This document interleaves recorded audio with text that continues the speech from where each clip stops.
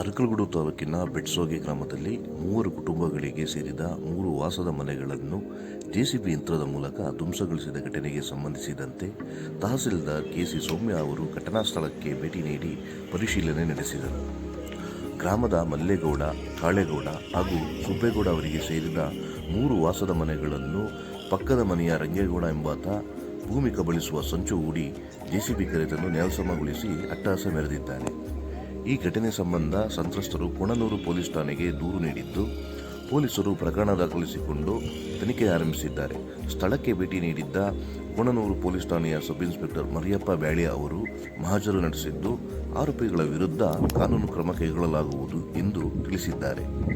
ಬೆಟ್ಟಸೋಗೆ ಗ್ರಾಮದಲ್ಲಿ ನಡೆದ ಈ ದುಷ್ಕೃತ್ಯ ಸ್ಥಳೀಯರಲ್ಲಿ ಆತಂಕ ಮೂಡಿಸಿದ್ದು, ಆರೋಪಿಗಳ ವಿರುದ್ಧ ಕಠಿಣ ಕ್ರಮ ಕೈಗೊಳ್ಳಬೇಕು ಹಾಗೂ ಸಂತ್ರಸ್ತರ ಕುಟುಂಬಗಳಿಗೆ ತಕ್ಷಣ ಪರಿಹಾರ ಒದಗಿಸಬೇಕು ಎಂದು ಗ್ರಾಮಸ್ಥರು ಆಗ್ರಹಿಸಿದ್ದಾರೆ.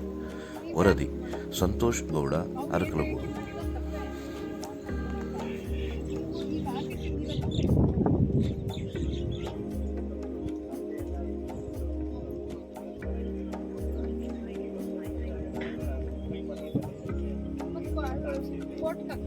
ಡಾಕ್ಯುಮೆಂಟ್ಸ್ ತಗೋಬಂದಿದ್ದೀನಿ.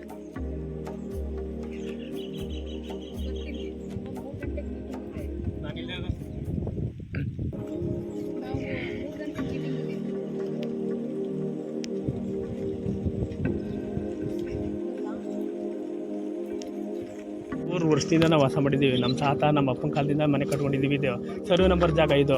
100 ವರ್ಷದ ಖಾತೆ ಗೀತೆ ಎಲ್ಲ ಫುಲ್ ಡೀಟೇಲ್ಸ್ ಎಲ್ಲ ಐತೆ ಸರ್. ನಾವು ಇವ್ರು ಏಕೈಕಿ ಮನೆ ಬಂದು ಹೆಂಗೆ ಉಡ್ಸಿದ್ರು ಸರ್ ಇವರು? ನಮ್ಮ ಜಾಗ ಹೆಂಗೆ ಉಡ್ಸಿರ್ತಾರೆ? ನಮ್ಮ ಮನೆ ವಾಸದ ಮನೆ ಯಾರು ಒಬ್ರದ್ದು ಒಂದು ಬಾಡಿ ಟಚ್ ಮಾಡಿ ಸುಮ್ತಾರೆ ಸರ್ ಇಲ್ಲಿ. ನೋಡಿ ಅಲ್ಲಿ ಏನು ಸಮಾಧಿ ಮಾಡೋಕ್ರೆ ಅಲ್ಲಿ ನೋಡಿ ಸರ್, ಎಷ್ಟುದ್ದ ಬಕ್ಸಿ ಸರ್ಜಿಸಿ ತಂದು ನೋಡಿ. ಇದು ತಾಯಿ ಬಾಗಿಲು ಸರ್. ಇದು ನೋಡಿದ್ದು ತಾಯಿ ಬಾಗಿಲು. ಇದು ತಾಯಿ ಬಾಗಿಲು ಸರ್. ಇದು ಅಲ್ಲಿ ನೋಡಿ ಸರ್, ಕಾವು ನೋಡಿ ಸರ್, ಇಲ್ಲಿ ತೊಲೆಗಳು. ಇದು ನೋಡಿ ಸರ್, ಇದು